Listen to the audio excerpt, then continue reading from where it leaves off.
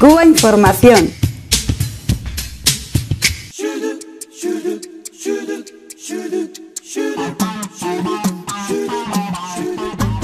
Bueno, pues hemos hecho un intercambio de papeles, Tadeo y yo, y voy a presentar yo esta mesa porque le vamos a dar paso precisamente a él para que explique el asunto. Se ha celebrado en estos días pasados el 7º Congreso Espírita Mundial, es decir, un congreso de espiritismo en La Habana. Hay que recordar que Cuba es el país de Hispanoamérica que tiene un mayor número de asociaciones de espiritistas, esto nos dice la agencia EFE. Se hizo un llamamiento en este congreso a construir la paz en el mundo y se hizo hubo un recuerdo muy especial, indudablemente, a la gran figura de Hugo Chávez, el presidente venezolano. El presidente de la Federación Espírita de La Habana, Enrique Alemany, dijo en este evento que es un gran espiritista que ha desencarnado, y los participantes pidieron gloria al espíritu de Chávez. Bueno, pues vamos a hablar un poco sobre esto, Tadeo. Más que nada vamos a escucharte porque yo creo que eres una persona, realmente un especialista en este asunto. Muchas gracias. Bueno, como ustedes saben, sobre todo en los años 90 estuve yo investigando el tema del espiritismo en la isla, y bueno, estuve bastante cerca de los diferentes grupos espiritistas que hay en la isla. Y bueno, el espiritismo es un tipo de religión que hasta la fecha no se había historiado. Y bueno, yo dejé un libro por ahí que sigue inédito, que se llama El espiritismo en Cuba, un libro que trabajé con el doctor Sosa, el famoso y ya fallecido doctor Sosa. Y bueno, y este libro, aunque no se ha publicado como tal, pero sí está siendo citado constantemente en las obras que salen en Cuba sobre este tema. Es un libro de referencia. Bueno, ¿qué poder decir de esto? Bueno, pues que el 7º Congreso Espírita Mundial que se ha realizado en Cuba, pues es algo que me congratula, es algo que demuestra de alguna manera una especie de sensibilidad por parte del gobierno cubano, de las instituciones, hacia el tema del espiritismo, porque como todos sabemos, a partir de los años 90 hay un antes y un después con respecto al tratamiento que por parte quizás de las instituciones, etcétera, han tenido con respecto al tema espiritista. Cuba es un país de una honda vena espiritualista, porque es una población donde el pensamiento religioso está muy asentado, ya sea desde el punto de vista católico o de las diferentes manifestaciones de las religiones protestantes, y también por el otro ala, que quizás es un poco la que más nos interesa en este caso, las religiones tanto de origen africano como el espiritismo en sí, que tiene 3 grandes ramas. Existen 3 maneras de hacer espiritismo en Cuba. La primera es el espiritismo científico, que es el espiritismo que viene de Europa, el espiritismo que está relacionado con estas personas que, estudiando los textos de Allan Kardec, el padre del espiritismo moderno, tuvo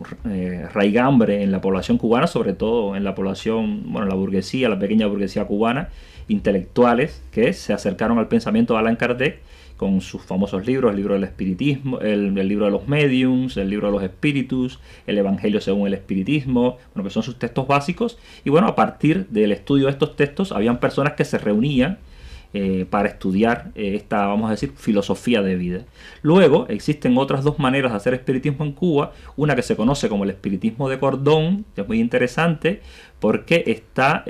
muy íntimamente relacionada con la forma de hacer espiritismo de los indios, de los indocubanos, o sea, de los indígenas cubanos, que aunque en una época bastante grande de nuestra historia se pensó que habían sido exterminados, realmente no fue así. O sea, de hecho, cuando se lee el diario de campaña, por ejemplo, de Máximo Gómez o de Antonio Maceo, etcétera, pues se constata que todavía habían descendientes de indios cubanos, sobre todo en la zona occidental del oriente del país. O sea, en esa zona, lo que es Holguín, Las Tunas, etcétera, Bayamo, Manzanillo, o sea, en toda esa zona de por ahí, la práctica del espiritismo de cordón, que es una práctica que vino, está muy íntimamente relacionada con los cultos afrocubanos, con los cultos indocubanos, pues de alguna manera pues está ahí. Hay una especie de confusión, una época en la que, bueno, ese gran sabio cubano Fernando Ortiz había estudiado los cultos de cordón, porque se llaman de cordón porque es un tipo de espiritismo donde los mediums se dan la mano y hacen una especie de danza todos tomados de la mano. Y él le llamaba, ellos hacen un sonido gutural, que no es una palabra, es un sonido gutural, que es algo así como decir un orinye o algo así. Y Fernando Ortiz le llamó a esto los cordoneros del Orilé, tomando esta palabra, de África, es una palabra africana. Pero, y de ahí viene la confusión, que muchos pensaron que este tipo de culto venía también relacionado con los cultos africanos. Pero una de las cosas que me dedico yo a trabajar en mi investigación es, pues decir que no, decir que estos cultos eran indocubanos, y lo demuestra el hecho de que no coinciden los máximos asentamientos de negros esclavos con los lugares donde se da más el espiritismo de cordón, y por el contrario sí coinciden las zonas donde más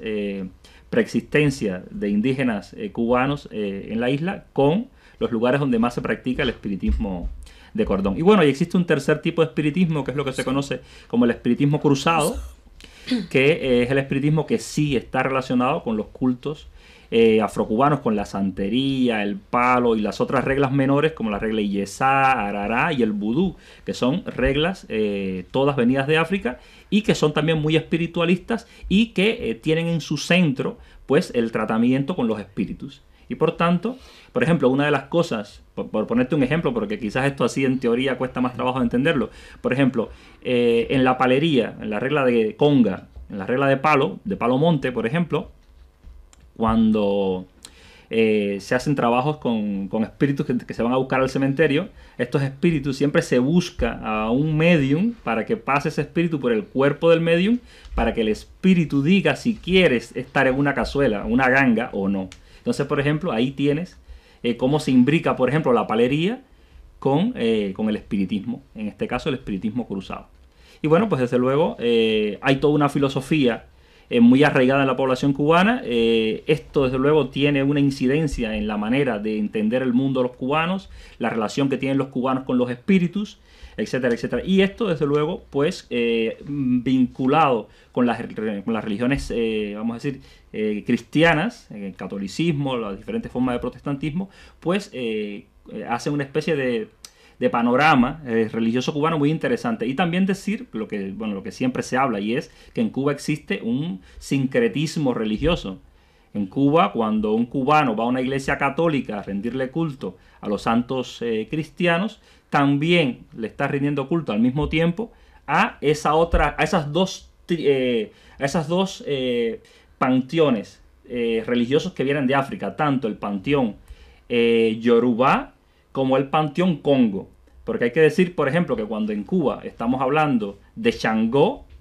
que es el santo de la santería, el santo Yorubá, también estamos hablando de la Santa Bárbara cristiana, y también estamos hablando del Siete Rayos Congo. O sea, es una triada de santos, y esa triada está todo sincretizado en un gran panteón religioso, y esto de alguna manera pues y tiene mucho que ver con la manera que tienen los cubanos de entender el mundo. Y bueno, desde luego, el que haya un congreso espiritista en Cuba, pues me parece muy interesante. El hecho de que el Consejo Espírita Internacional se acerque a Cuba, se interese por la manera de practicar el espiritismo en Cuba, descubra lo arraigado que está las formas de práctica de espiritismo en la isla, pues yo pienso que es una buena noticia. Y sobre todo que todos estén reunidos en un mismo pensamiento que nos lleva a buscar la paz, que nos lleve al acercamiento de los pueblos, que nos haga más hermanos, que sea una vía para la misma unificación latinoamericana y unificación mundial, porque al final es todo este tipo de pensamiento que está encaminado al acercamiento y a la unidad de los pueblos, pues me parece una buena noticia. Tú querías decir algo, ¿no, Raquel? No, verdaderamente maravillosa explicación sobre los antecedentes del espiritismo en Cuba. Yo realmente, bueno, él ha hecho una explicación maravillosa, pero sí quería volver a argumentar el papel realmente que ha jugado el espiritismo en Cuba en todo lo que es el proceso de desarrollo cultural de la sociedad cubana. Él hablaba de las 3 ramas del espiritismo que están presentes en nuestra sociedad, perdón, y a mí sí me llama poderosamente la atención el papel que ha jugado en la búsqueda del entendimiento, de mecanismos, de la búsqueda de la paz, de entender cómo llevar a cabo un desarrollo más justo y poder llevar adelante todo lo que es un proceso de social como lo hemos vivido nosotros. Él decía que, bueno, en este congreso se ha optado o se ha orado, se ha solicitado, se ha evocado por un bien común social internacional que es la búsqueda de la paz. Yo pienso que yo que me considero también espiritista y además que me gustan estos temas, pienso que nunca existirá un buen espiritista si no está en función del prójimo, si no está en función de la sociedad, de la humanidad. Y en el caso nuestro de los cubanos, por eso es que muchas personas internacionalmente no entienden por qué el cubano tiene esa forma de vida, de ver las cosas, de entender el mundo, de relacionarse, de compartir, de ayudar. Y todo esto tiene que ver por la enseñanza, que como él decía, hay un antes y un después, pero la enseñanza que tenemos desde que nacemos, que nos enseñan a compartir el amor al prójimo, cómo se puede ayudar, cómo se puede tú mismo como persona desarrollarte espiritualmente, invocar lo que como nosotros decimos, tu guía, lo que te asiste, lo que a ti lo que se reencarnó en ti y te puede llevar a ser en un momento determinado una persona de una forma o de otra. Realmente el espiritismo es una religión en nuestra sociedad que tiene una fuerza enorme. Tiene una fuerza enorme y pienso que es un momento crucial que en estos momentos que está viviendo la humanidad, en el caso de Latinoamérica, juega un papel importante porque hemos buscado precisamente los grandes líderes revolucionarios de los movimientos que se están que están avanzando en América Latina. Si nos empezamos a estudiar e investigar su historia, por lo general casi todos son espiritistas o creen en el espiritismo, porque bueno, han buscado métodos, han estudiado, han intercambiado y en muchos de los casos para grandes decisiones se hacen consultas espirituales.